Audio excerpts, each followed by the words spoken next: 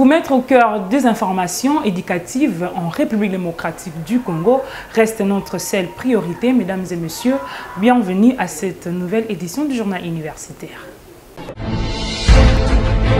Ouvrons ce journal par la double cérémonie d'écollation des grades de clôture de l'année académique 2022-2023 à l'Université pédagogique nationale. Plus de 303 lauréats ont été conférés les grades académiques par la rectrice de cet établissement, la professeure ordinaire Anastasie Masanga Mamponda. Suivez ce reportage de Georges Djolobi.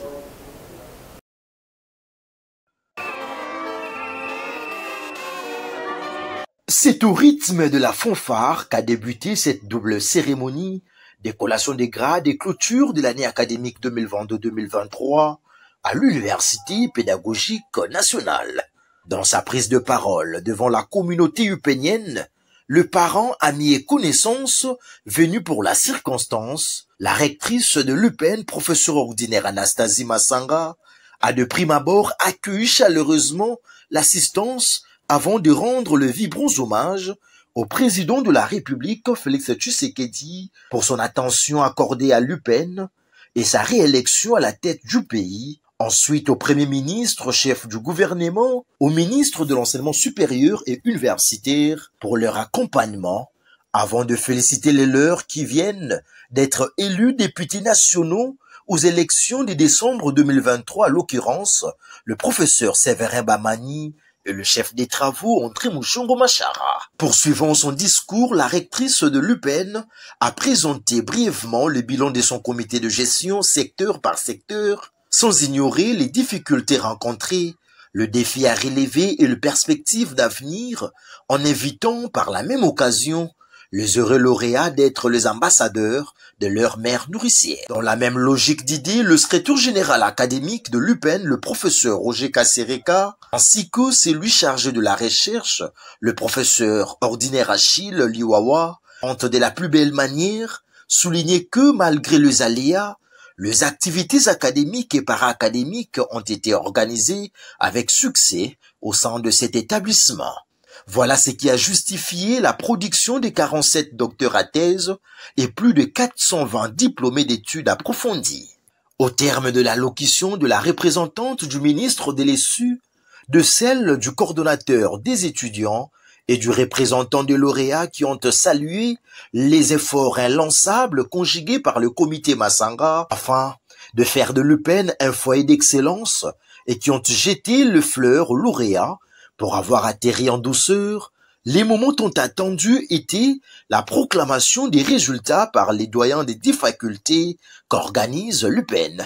À cet effet, plus de 303 licenciés ont été conférés le grade académique par la rectrice de cet établissement.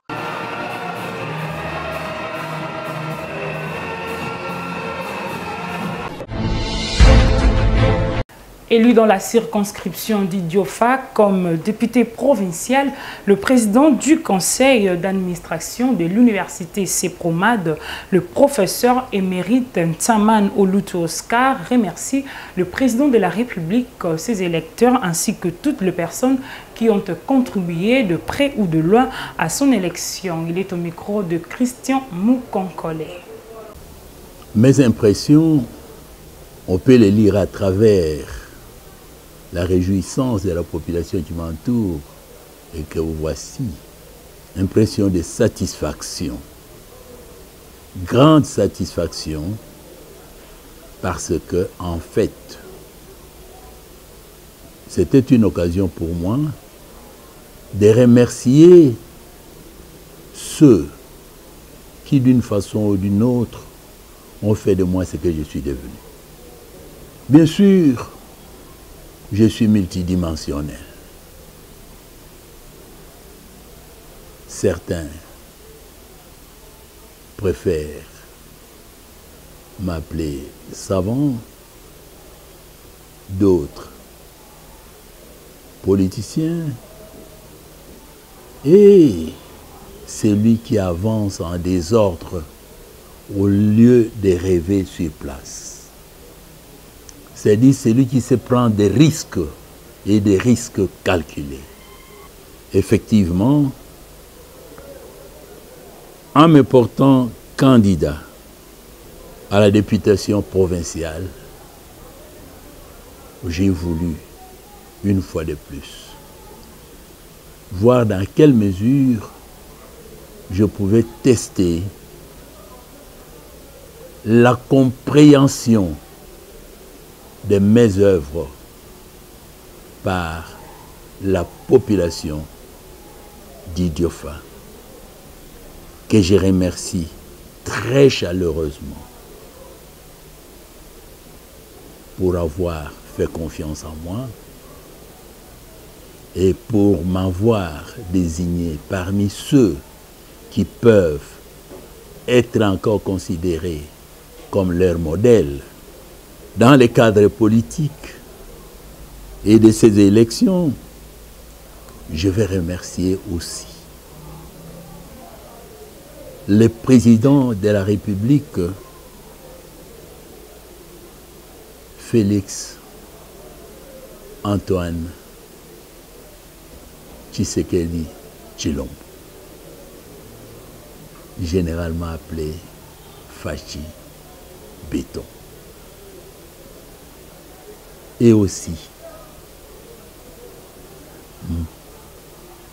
j'ai mouillé les maillots pour prêcher en termes de 20 sur 20. Grand merci aussi à l'autorité morale. Je citerai ici l'honorable Lukwebo dans le cadre des réformes. Implémenter la réforme dans l'enseignement supérieur et qui, heureusement, venait aussi d'être réélu député. Je pense au ministre des tutelles, notre ministre, Moïndo Nzangi, qui d'une façon ou d'une autre nous a aidés et nous avons contribué réciproquement pour que l'enseignement supérieur puisse atteindre les niveaux qu'il a atteints maintenant et faire mieux. Et nous allons mettre ça dans les programmes du gouvernement pour que ce secteur-là soit un secteur exemplaire au niveau de la performance. Clôture des activités relatives au 60e anniversaire de l'université de Kisangani le mercredi dernier. La cérémonie a eu lieu à l'amphithéâtre de cet établissement sous la présidence du professeur Jean-Faustin Bongui, le recteur de cet alma mater. Suivez notre correspondant Abedi Célestin depuis la province de Tchou. L'université de Kisangani, depuis sa création, a connu 3 grandes dénominations, à savoir l'Université libre du Congo de 1963 à 1971 et l'Université nationale d'Isaïre, campus de Kisangani, UNASA de 1971 à 1981 et puis l'Université de Kisangani, Inikis, un flambeau d'Orient de 1981 jusqu'à nos jours.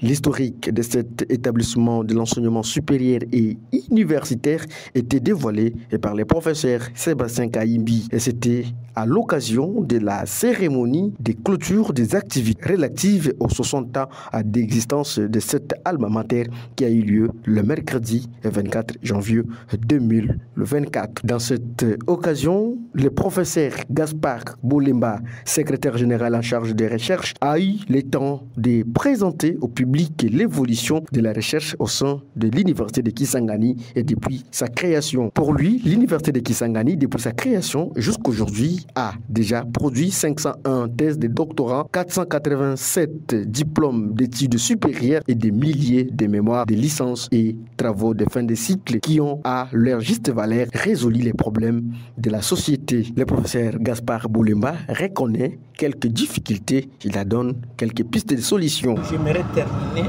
avec ce que j'ai placé dans le cadre de l'auto-évaluation.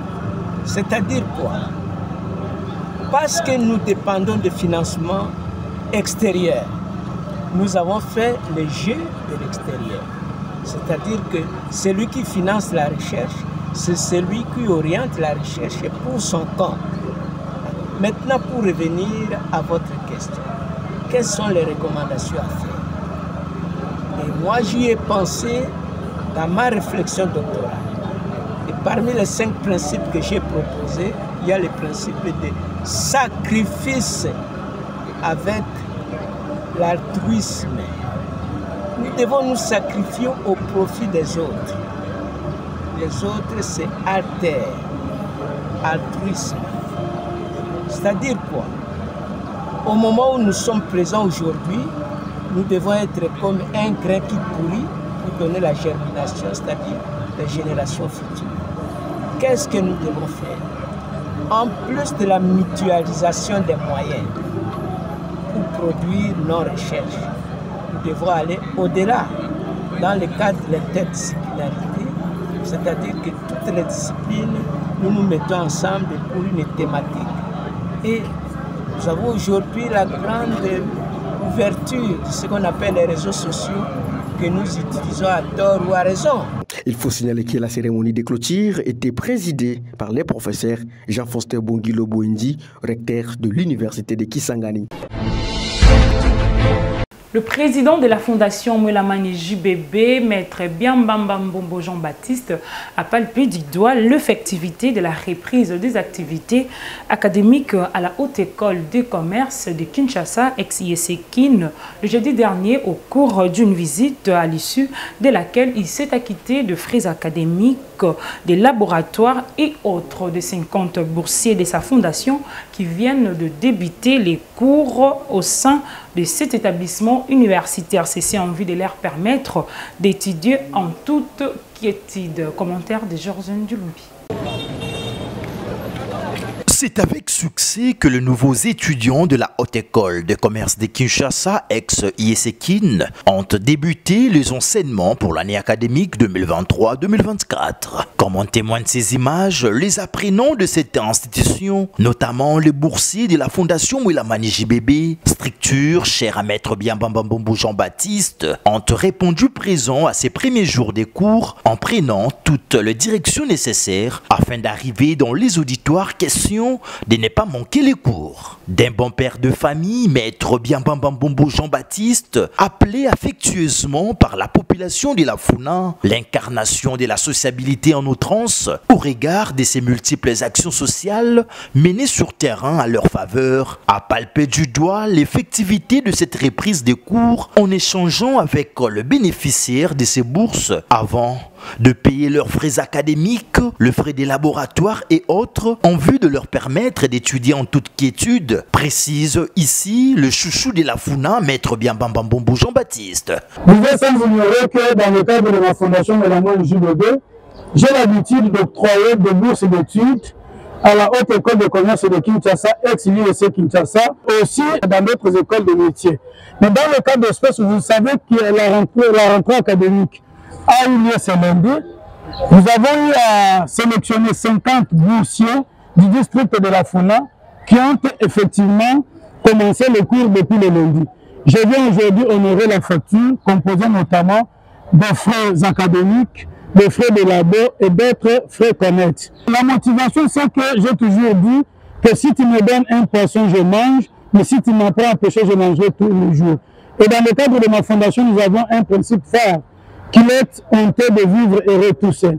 Ces jeunes que je suis en train de sélectionner, c'est pour que demain, ils deviennent aussi autonomes, c'est pour que demain, ils deviennent aussi utiles, non seulement à la société, mais aussi à ma fondation Mwelamani JBB. Ce sont les jeunes du district de la Funa que nous avons eu à sélectionner selon leurs compétences, selon leur volonté. Nous le faisons tout simplement parce que ça vient de mon cœur.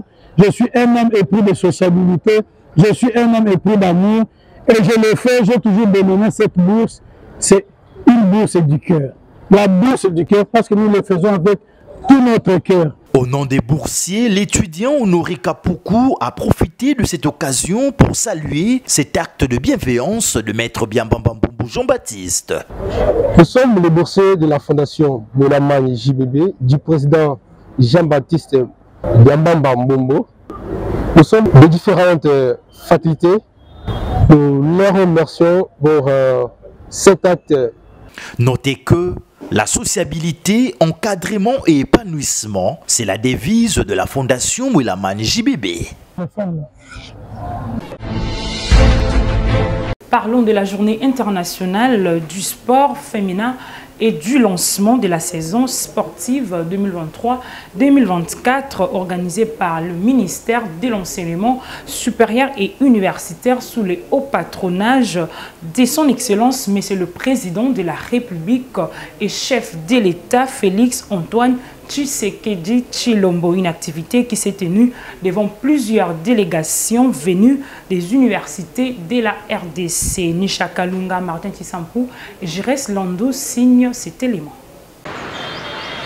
Plusieurs délégations de chaque établissement universitaire de la République démocratique du Congo et autres personnalités politico-administratives ont rehaussé de leur présence à cette journée internationale du sport féminin et lancement de la saison sportive universitaire 2023-2024 organisée par le ministère de l'Enseignement supérieur et universitaire sous le haut patronage de son Excellence, Monsieur le Président de la République Félix Antoine Tshisekedi Tshilombo. Dans son mot de bienvenue, le recteur de l'Université catholique du Congo, Léonard Santedi, a précisé ce qui suit. L'Université catholique du Congo se sent particulièrement honorée. Plus qu'honorée, elle est dans la joie. Plus qu'une simple joie, elle est dans l'allégresse. Plus que l'allégresse, elle jubile. Plus que jubilation, elle est comblée. Plus que comblée, je ne trouve pas d'autre mot. C'est avec une joie intense, un bonheur immense, que je prends la parole en ce moment pour vous souhaiter au nom du comité de direction et au mien propre une chaleureuse et cordiale bienvenue à l'Université catholique du Congo à l'occasion de la célébration de la Journée internationale du sport féminin et du lancement officiel de la saison sportive universitaire 2023-2024. Après l'allocution du président directeur de l'Union de services des sports, le président national du sport, Narcisse Boya, a procédé au lancement officiel de la saison sportive 2023-2024 au nom du ministre de l'Enseignement supérieur et universitaire, Mouindo Nzangi. Au nom du ministre de l'Enseignement supérieur, Mouindo Nzangi Tondo, je déclare en ce lieu le lancement de la saison sportive 2023-2024.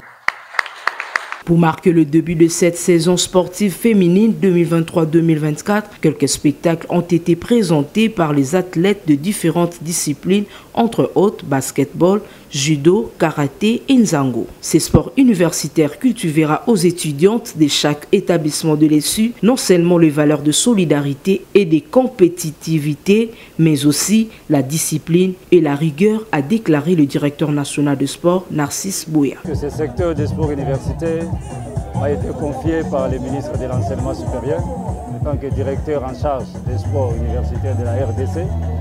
Et aujourd'hui, sous le patronage de son Excellence, Monsieur le Président de la République, c'est la toute première activité depuis son accession au pouvoir.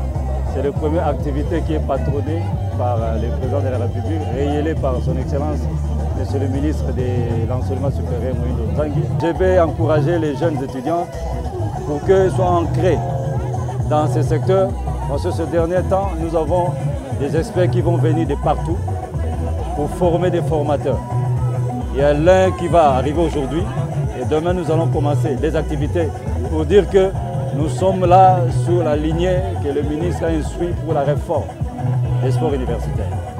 Donc d'ici là, vous allez voir nos jeunes filles étudiantes vont commencer à se déplacer, aller concourir à l'extérieur pour rayonner l'image de notre pays.